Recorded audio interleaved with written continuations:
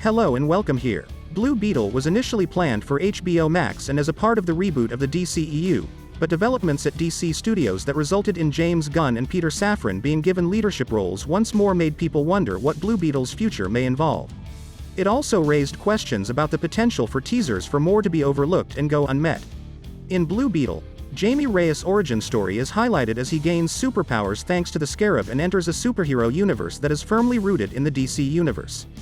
While the precise destiny of Blue Beetle as a whole is still somewhat unclear, Jaime's place in the DC Universe canon is assured. The co-CEO of DC Studios has already declared that Xolo Maridueña's Blue Beetle will endure in some capacity. If there are any Blue Beetle post-credits sequences, then naturally raises the possibility that there may be plans for Jamie Reyes' future and hints about the DC Universe as a whole. The presence of two distinct sequences after the credits indicates that Blue Beetle does indeed feature a post-credits scene. The first time happens right after Blue Beetle ends, during the Blue Beetle mid-credits sequence.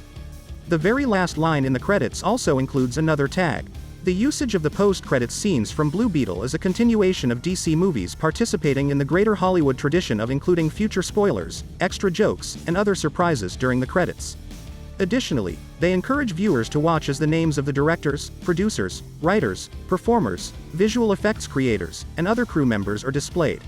So, are the post-credits scenes in the Blue Beetle worth the wait? The Blue Beetle post-credits sequences are definitely worth the wait, it may be said.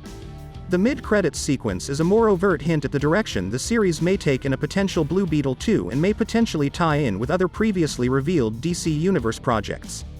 The Blue Beetle end credits scene is more entertaining and not as crucial to wait for.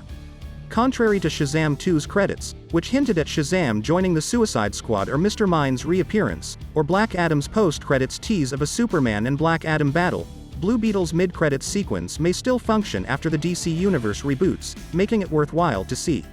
Let's explain the mid-credits scene from Blue Beetle that confirms that Ted Kord is alive. The most significant post-credits sequence for Blue Beetle is the one that shows Ted Kord is still alive. The previous Blue Beetle is given a firmly established role in the history of this universe in the film.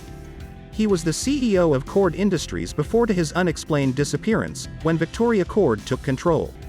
He is Jennifer's father. It was believed that Ted's fixation with the Scarab led to his death when he was trying to learn more about it. Beginning with Ted Kord's Beetle nest base and focusing on the mannequin without a Blue Beetle outfit, the Blue Beetle mid-credits scene introduces the character. The primary focus of Blue Beetle's post-credits scene is a message that plays on the base computer. It starts with a simple hello before the man starts to display signs of astonishment. Without realizing it was Jamie, Jennifer, and Rudy Reyes, he thanks whomever switched on his computer. The letter continues by asking for help in getting this message to his daughter so she will know her father is still alive. Before, there wasn't much of a question, but in the Blue Beetle mid-credits sequence, the voice declares that Ted Kord is alive. So how Blue Beetle 2 is set up by Ted Kord being alive? The fact that Ted Kord is still alive is a clear hint as to where the plot of Blue Beetle 2 may go. As the film comes to a close, Jamie and Jennifer take a joint flight to the Kord estate so that Jennifer may continue to view her mother's old paintings. They could then revisit the Beetle nest and learn about the fresh message as a result. The story's opening act may be when Jennifer and Jamie learn that Ted Kord is still alive. The newlyweds may go out on a search for Ted Kord, unravel the riddle of what happened to him 15 years ago, and enlist the assistance of a Scarab specialist. Although it is currently unknown what exactly caused Ted Kord to vanish for 15 years, his presence in Blue Beetle 2 will allow him to resume his function as a mentor to Jamie Reyes.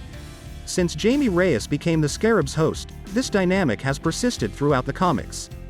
The Blue Beetle sequel might then include Ted assisting Jamie in improving as a superhero and discovering more about the capabilities and history of the Scarab. The reason for Ted's return might take many different forms, given the plans for Blue Beetle to be included into the DCU. The post-credits scene in Blue Beetle is explained. In contrast to the mid-credits sequence, the Blue Beetle post-credits segment makes a hilarious reference to Mexican culture. This is due to the fact that it capitalizes on Rudy's admiration for the Mexican parody superhero El Chapulín Colorado. Through Rudy's innovation, which blocks video transmissions and plays footage of the adored Mexican hero in its place, the figure is alluded to early in the film.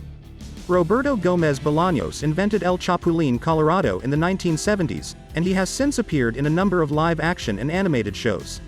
El Chapulín Colorado is introduced in the Blue Beetle post-credits sequence, which also pays homage to the film's deep Mexican origins. Please like this video and subscribe to my channel.